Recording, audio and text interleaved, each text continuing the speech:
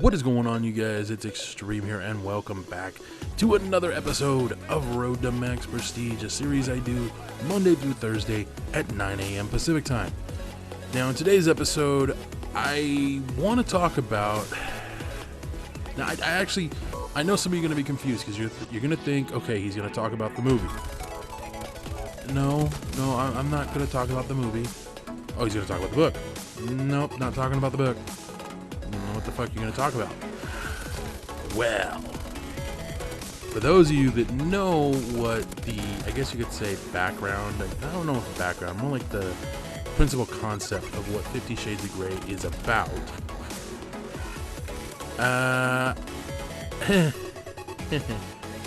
Funny story, I've lived that lifestyle twice. Yep. So, anyways, I thought I'd talk about it with you guys. And for those of you that don't know what 50 Shades of Grey is about, it's about these two characters that engage in a master-slave bondage BDMS lifestyle. And if you are not into that kind of stuff, yeah, it's not for everybody. And even though I've lived it and I've done it and I was the in charge guy, it's not for everybody. Now, I'm not going to share any particular stories today, but I did want to talk about it because with the arrival of this film, when the book first came out, there was a little bit of a hoopla from primarily women that enjoyed this book, and they thought, oh my god, this is the greatest thing ever. And now the movie is out, and a lot of women are interested in this lifestyle. I don't know why. I really don't. I've run into so many women in my life, you guys, that are actually interested in this kind of shit.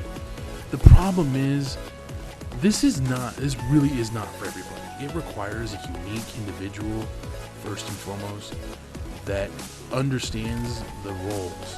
Okay, and you have to be able to stay in that role the entire time. If you have a very strong personality, this is for the women out there. If you have a very strong, dominant personality, it's going to be hard for you to be a submissive. Now, if you want to be the dominant one, you're fine. But if you want to be the submissive, you're fucked. And I know this firsthand. So, the thing about that lifestyle is that it is almost entirely sexually based. I don't care what anyone tells you or what you may read or hear. The main purpose of this particular lifestyle is sexual in nature. There's nothing more about it.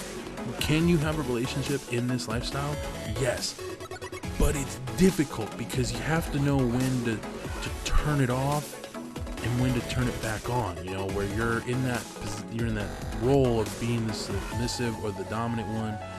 You got to know when to flip those switches and know when to be legitimately serious and live in the real world and then go back into that fantasy that is attracting you to this.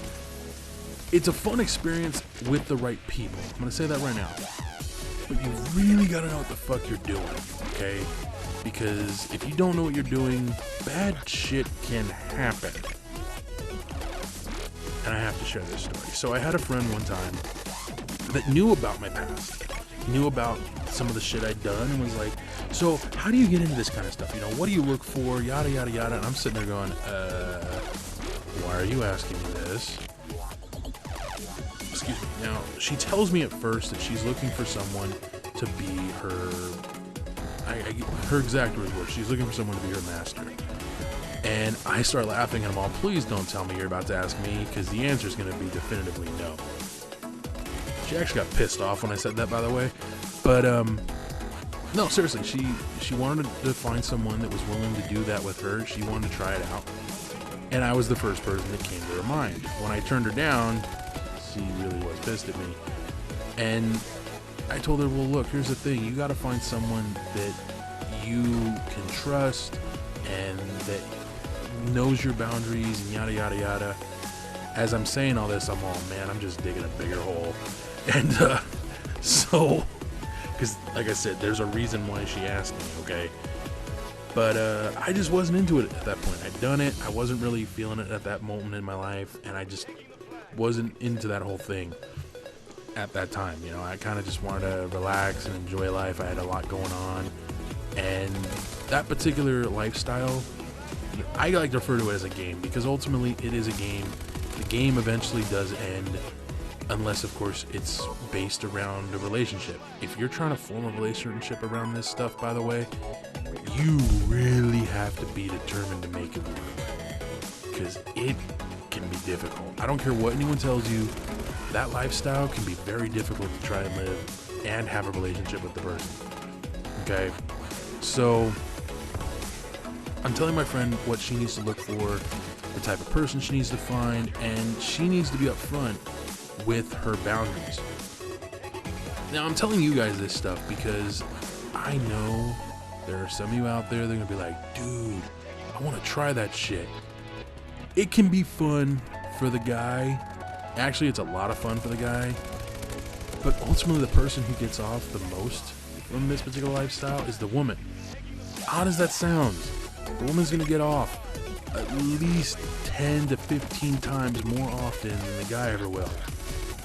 And that's the thing about this particular lifestyle. Ultimately, it's about pleasing the woman in this unique structure.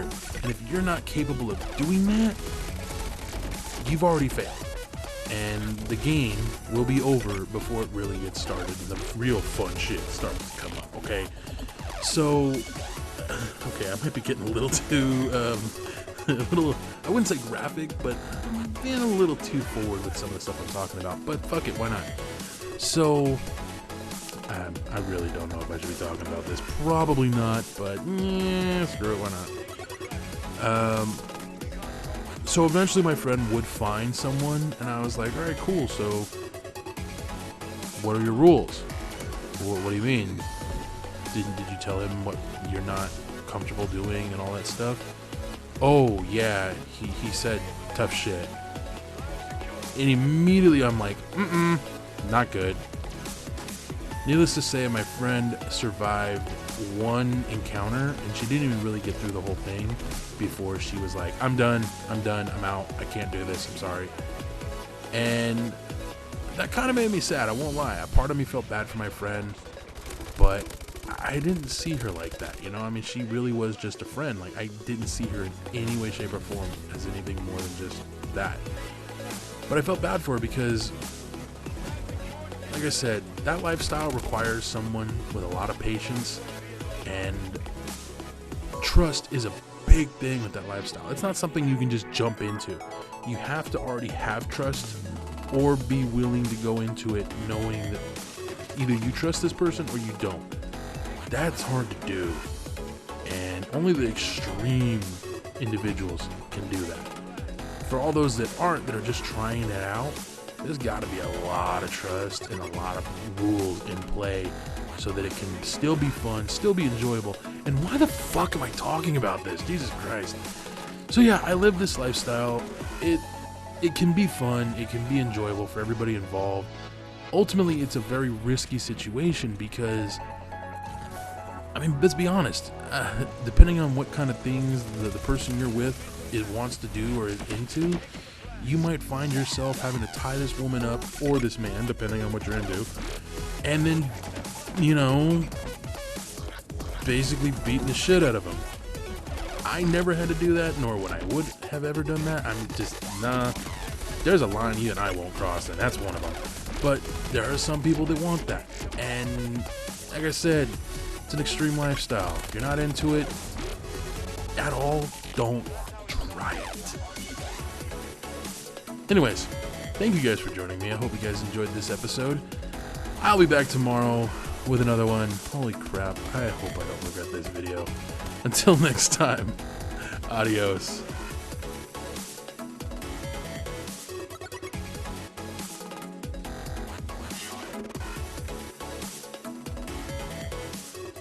You know, we're talking, that's it.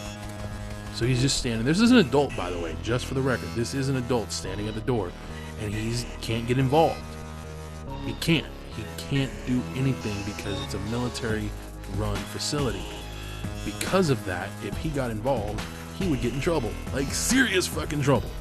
And the center could get sued and other stuff. And so, yeah, the rule was simple. Unless something happens, stay out of it. This guy knew that. So he tries to convince me to go around the side of the building. I'm not dumb, alright? I know where this is going, you know? And I'm like, alright, fine. Let's go around the side. You first.